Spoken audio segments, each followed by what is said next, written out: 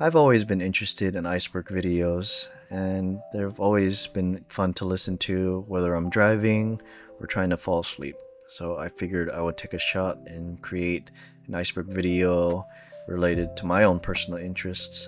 This one is just kind of a surface level Iceberg video. I'm going to try to do more research to get more movies and documentaries, but in the meantime, this is what I came up with. So enjoy. This iceberg explores movies and documentaries about the rave culture, from mainstream classics at the surface to underground footage most people have never seen. The deeper we go, the less polished it gets, and the closer we get to the real scene. Tier 1, Surface Level. Better Living Through Circuitry, 1999. Better Living Through Circuitry is often the first rave documentary people ever see, and for good reason. The film focuses heavily on the late 1990s, showcasing DJs, promoters, and ravers who believed electronic music represented freedom, unity, and technological progress. Artists such as Moby and Carl Cox appear, helping frame raving as both a musical and cultural revolution. Better Living Through Circuitry doesn't show the darkest corners of rave culture. It shows the version that could safely be broadcast, sold, and remembered. The Summer of Rave, 1989. The Summer of Rave 1989 documents the moment rave culture exploded across the United Kingdom. The documentary shows how parties spread faster than authorities could control them, and illegal warehouse parties collided with British youth culture. What makes this film powerful is its historical timing. This documentary captures the moment rave stopped being a niche movement and became a social force, one that would soon be criminalized. Stearns, Lord of the Rave.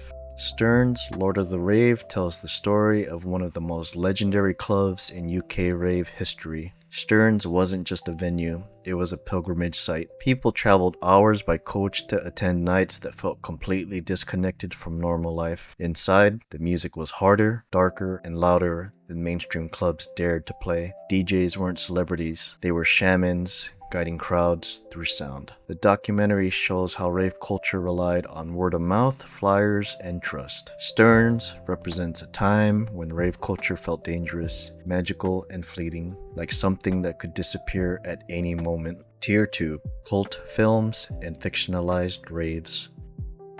Groove 2000. This movie is one of my personal favorites, due to the fact that I actually watched this movie in the theaters when it first came out back in 2000, as well as experienced the rave scene in San Francisco during the time. Groove is technically a fictional movie, but it might be one of the most authentic depictions of an underground rave ever filmed, and I can really attest to that because the San Francisco underground rave scene really was like that back then. Set over the course of one night in San Francisco, the movie follows promoters, DJs, and ravers preparing an illegal warehouse party with real DJs and real attendees. Groove captures the quiet moments most films ignore.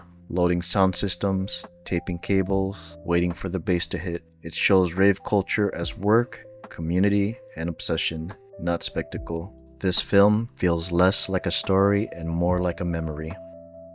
Human Traffic, 1999. Human Traffic isn't really about raves, it's about everything that surrounds them. This movie was actually also very popular around the same time as Groove. The film follows a group of friends through a chaotic weekend of clubbing, drugs, jobs they hate, and identities they're trying to escape. Rave culture here isn't romanticized. It's messy, hilarious, emotional, and sometimes hollow. What makes Human Traffic resonate is how accurately it captures the cycle: anticipation, euphoria, connection, exhaustion, and the come down. The music isn't just the background, it defines the characters' emotional states. This movie became iconic because it told the truth. Not everyone found enlightenment on the dance floor. Some just found temporary relief, and for many, that was enough.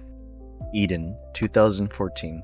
Eden is a slow, introspective film about the rise of French electronic music in the early 1990s. Instead of focusing on massive parties, it follows one DJ's life over decades. You see the excitement of discovering house music, the formation of scenes, and the slow erosion that comes with time, addiction, and obscurity. Early appearances by Daft Punk aren't glamorous. They're background details, not mythology. This film is about what happens after the rave ends, when the scene moves on, when the crowd disappears. Eden quietly asks a hard question. What if the movement that defined your youth doesn't need you anymore? Tier 3, Global and Political Raves.